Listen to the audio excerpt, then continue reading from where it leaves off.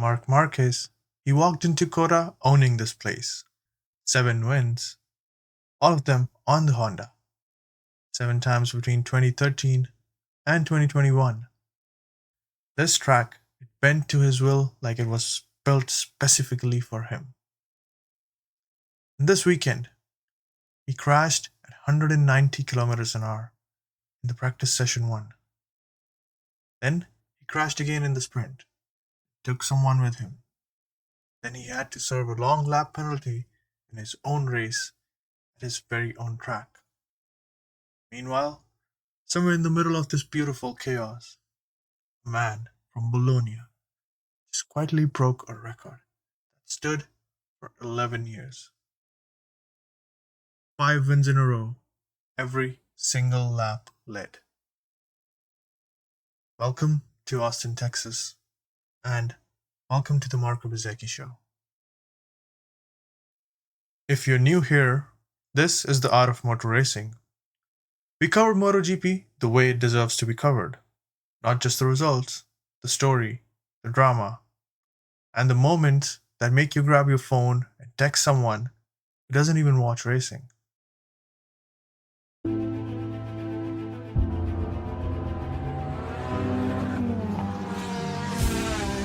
Perez goes off the track, off goes Leclerc, through goes Hamilton!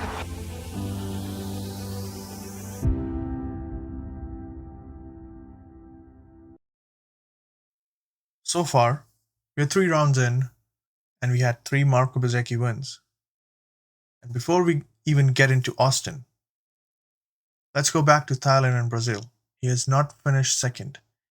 He has not been passed on the track in a Grand Prix race since October of 2025 in Malaysia. 103 consecutive laps in the lead. That was a standing record, set by Jorge Lorenzo in 2015. 11 years of nobody even coming close to it. Marco Bezzecchi, he came to Texas, needing a handful of more laps to break it. He also came as the championship leader. Marc Marquez, the defending champion, the 9-time world champion, was already over 20 points adrift. Aprilia had essentially built a rocket ship, and they had given keys to 2 different riders who were starting to want the same destination. That was the background noise. Now for the weekend itself.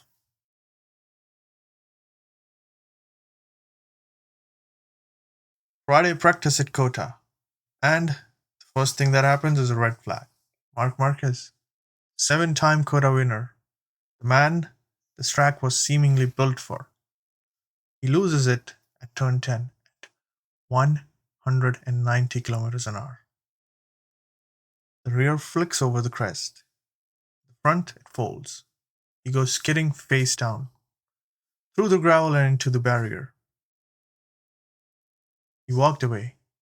Just a painful knock to the right arm, the damage to the left hand. But no major fractures, lucky by any definition of the word. He came back out. Of course he did. He's Marc Marquez.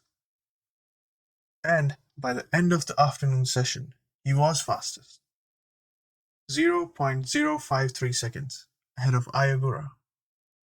Diggia, he was third. Bezzecchi, fourth. But the story of Friday practice was crashes, a lot of them. In the afternoon session alone, Martin, Diggia, Bastianini, Morbidelli, Ayagura, Razgatlioglu, Alex Marquez, and Brad Binder, they all hit the deck. This track, it was biting everyone. And Maverick Vinales, he had to withdraw after FP1. A loose screw from a previous shoulder operation, it had worked its way free. He needed another surgery. And in some weekends, MotoGP, it reminds you how fragile all of this is.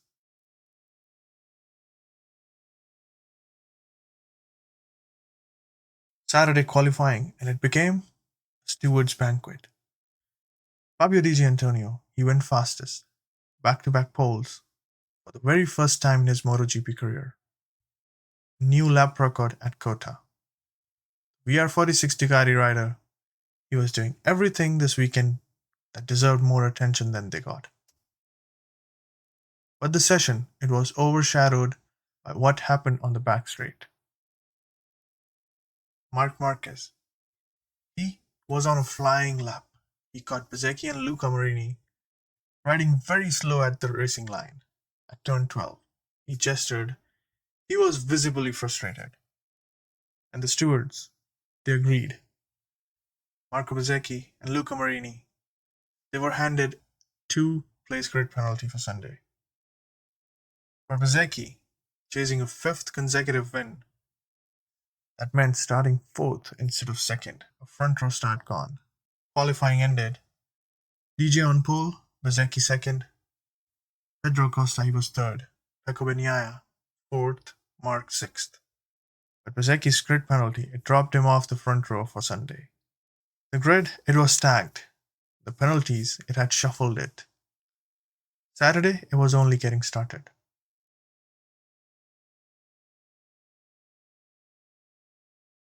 The sprint race, 10 laps, enough time for a full-blown catastrophe. Diggia on pole, and Acosta, he got a whole shot at turn 1, as he always does. Pecco, he slots in behind. Diggia fights back immediately, a committed pass on Marquez at turn 7. Brave, physical. Kind of move that earns respect. Few corners later, the back straight. 3 bikes in a train ahead of Marquez. He misjudged the split stream. By his own admission, he completely missed it. He brakes too late into turn 12. His rear slides and front locks. He's going in too hard. He crashes. And Diggia, he gave him enough room. He did everything right. But he got collected by his sliding bike. Both are out. Marc, he raised his hand immediately. Said the right things. He said, I didn't calculate the split stream. I agree with whatever penalty they give me. You have to give him that. But Diggia, he was angry, and rightfully so. Meanwhile, Pecco Bagnaia, he leads. Marco Bezzecchi, he had dropped back early, and then he fought his way back. He starts hunting down Bagnaia. He gets close, gets too close. And then he crashes. Championship leader Marco Bezzecchi crashes out of the sprint. Just like that, his lead is gone. Jorge Martin, he was the only rider on medium rear tires. And he has clear track ahead of him, lap by lap. As Bagnaia's soft tire it degraded, Martin, he ate the gap alive. Final lap at turn 12. Martin, he forces Bagnaia wide, takes the lead, he doesn't give it back. First Aprilia win for Jorge Martin. His first win of any kind since the 2024 title season at Pramac. For a man who spent most of his 2025 in a hospital bed, the hand surgery, the rib, the punctured lung, collarbone, then 2 more operations over the winter. This moment was deeply personal. There was a period where he couldn't even lift a bottle of water. There were days of genuine doubt about whether he'd ever feel right on a motorcycle again. Then there was this contract battle, his lawyers against Aprilia's lawyers, Honda waiting in the wings. The situation had become so messy that Dorna had made it clear his 2026 registration elsewhere it couldn't move forward until the contract dispute is resolved. An ugly, public, draining saga that lasted months. He stayed, he recovered, he fought, and he won his first race on that bike. Then he went on to celebrate with a wheelie, and then he crashed while doing that wheelie. You genuinely cannot write script for the sport. Post sprint, Pedro Acosta is hit with an 8-second time penalty for breaching the minimum tire pressure regulations. He dropped from 3rd to 8th. Enea Bastianini, he inherits the podium. Quick word on the tire pressure rule here, because it matters. It's one of the most controversial regulation in modern MotoGP, and it comes up almost every weekend. It's kind of frustrating, but the rule exists for safety. Running tire pressures below a specified pressure threshold can cause catastrophic sudden failures at 200 kilometers an hour. We've seen what that looks like. The regulations, they aren't there to be pedantic. They're there because someone decided the consequences of ignoring pressure limits were too serious to leave to individual risk judgment. Costa, he knows this. The penalty, it's harsh in context, but the context is the alternative is worse. Because of Bezzecchi's crash, Martin, he now leads the championship by 1 point. A lead that will last exactly one day.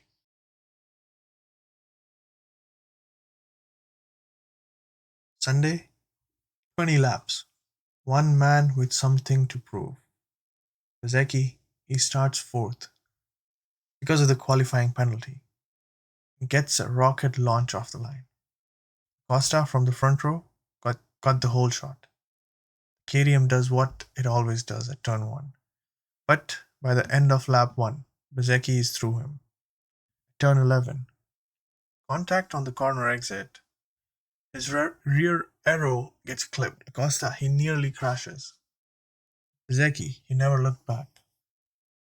Lap 3, he crossed the line in the lead for 104th consecutive lap. Jorge Lorenzo's record, set in 2015, untouched for 11 years, is now broken. By the end of the race, that number would be 121. Since Sepang in October 2025, across 5 Grand Prix weekends in 3 different continents, 121 consecutive laps where Marco Bezzecchi was the rider at the front. Lorenzo's record never made it past 103, and he broke Jorge Lorenzo's modern era record and stretched it all the way to 121. This isn't just a streak, this is something entirely new. Mid-race, Martin moves to second. After Pedro Acosta, he runs wide at turn 1 and lap 14. He closes, late in the race, inside a second, and you wonder.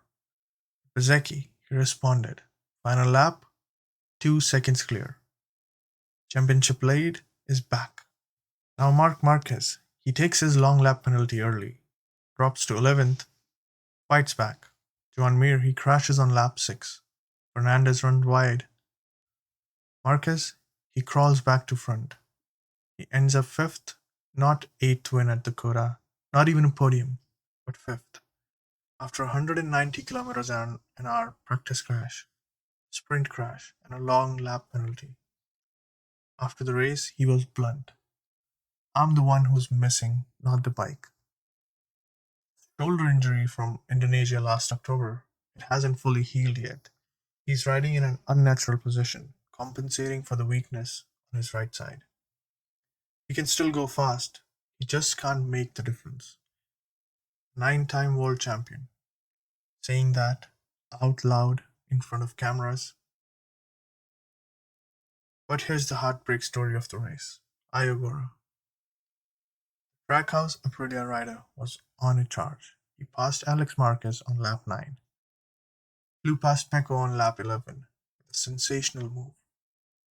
Was closing in on third place, was going to complete an Aprilia 1-2-3. Then, the engine protection system was engaged. Gearbox fault.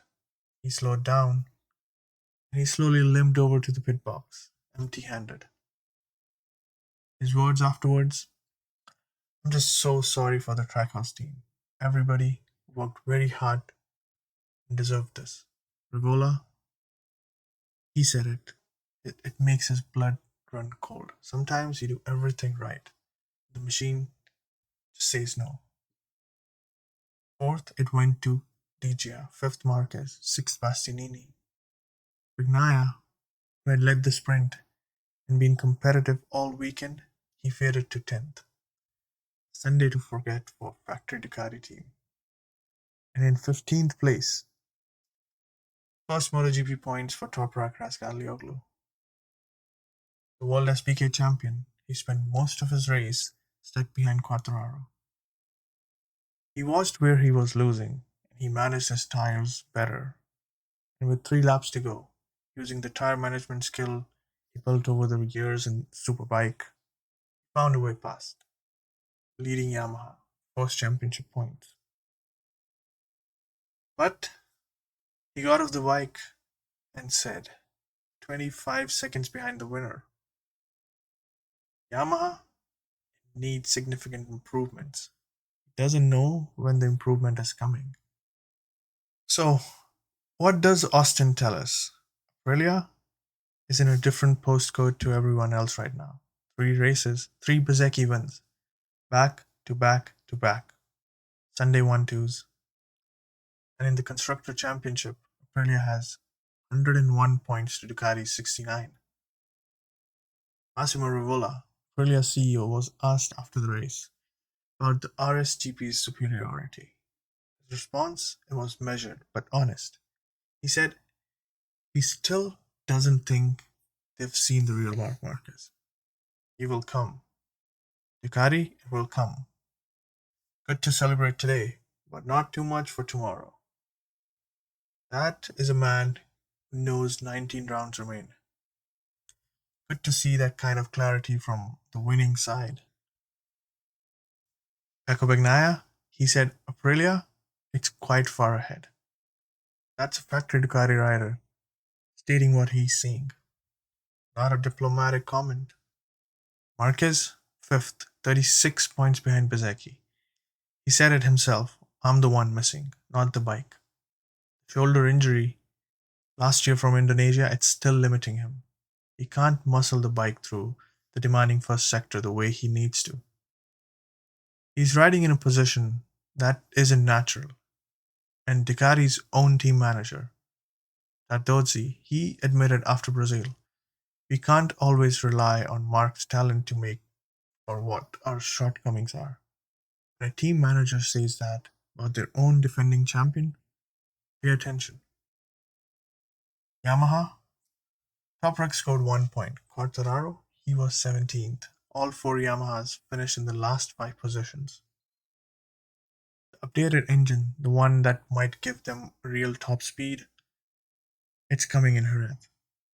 Yamaha knew they'd have a top speed deficit for the first 4 rounds. What's harder to digest is Quartararo saying the team doesn't know how to fix the problem. And Toprak saying improvements could come end of the year or next year or maybe never. When your best rider is saying maybe next year after finishing 15th, that's not a development story. That's a crisis. Now, the title fight. And this is where things get genuinely interesting. Bezzecchi, he leads Martin by 4 points. 2 Aprilia riders, same bike. Both want this. But here's what we need to talk about. Jorge Martin, he came into this season not fully fit. He had 2 surgeries over the winter. He couldn't even lift a bottle of water in December. He missed the Sepang test entirely. He went into the first race, having had just 2 days on the 2026 Aprilia. After Brazil, Martin himself said he's operating at around 95% fitness.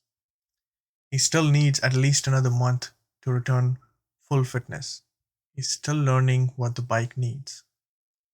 Still building his strength. Still finding consistency over race distances. And at 95% fit, with barely any preseason testing on a bike he's still learning, he's 4 points off the championship lead. Think about that.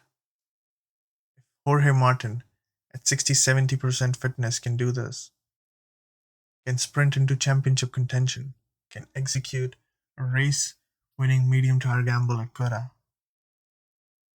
came close to within a second of Bezzecchi on Sunday.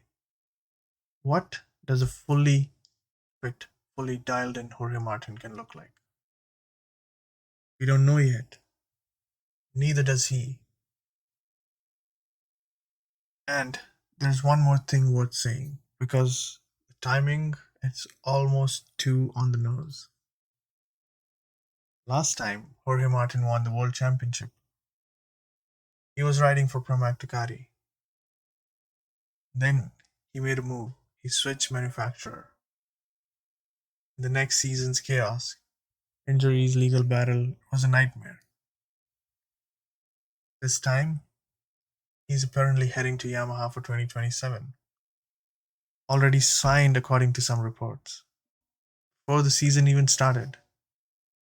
Leaving Aprilia, the team that fought hard to keep him, the team with the best bike on the grid right now, for Yamaha, that is currently finishing 25 seconds behind the leader. The last time he won title, he changed teams. Things went sideways. And I'm not saying history repeats itself. I'm just saying the parallel is there. And I suspect Jorge Martin is thinking about it too. Questions to watch heading to Jerez? Can anyone actually stop Bezzecchi? Will Yamaha's new engine make a difference? And when does the real Marc Marquez show up? Spain, it will have answers, like it always does. So before we go, something happened at COTA this weekend that had nothing to do with lap times or penalties. 20 years after Nicky Hayden had won the 2006 MotoGP World Championship, his Repsol Honda, it was displayed. The bike that the Kentucky kid rode to the title. The one that shocked everyone, including Valentino Rossi, was back in Texas, tribute to a man who left the sport in 2015, then in 2017 was taken from us at 35 years old, stuck by a car while out cycling in Italy. His number, 69, was retired. It has never been used since. Marc Marquez, who had about as brutal weekend as a rider can have, walked up to that bike before the race and he touched it. Private moment, quiet. Just a rider, paying respect to one of the legends who came before him. Kevin Schwantz, Freddie Spencer, and Kenny Roberts. They were inducted into the MotoGP Hall of Fame on the grid the same morning. 3 Americans, legends who built what MotoGP means on this continent. And then 22 bikes went out and reminded the world why it still matters. Marco Bezzecchi, he won. A record is broken. The season, 3 rounds in, and already it feels like something we'll look back on. Next stop, Jerez. Round 4, a 4-week gap. Because Qatar, it was postponed due to the Iran war. It gives everyone time to breathe, regroup, and arrive in Europe ready. Yamaha is going to bring their updated engine. Marquez, he gets more time to recover. Ducati, they can figure out what's going wrong on Sundays. Like, subscribe, and drop your take in the comments. Was COTA the most chaotic MotoGP weekend of the 2026 so far? Because I think it might just be. Take care and bye-bye.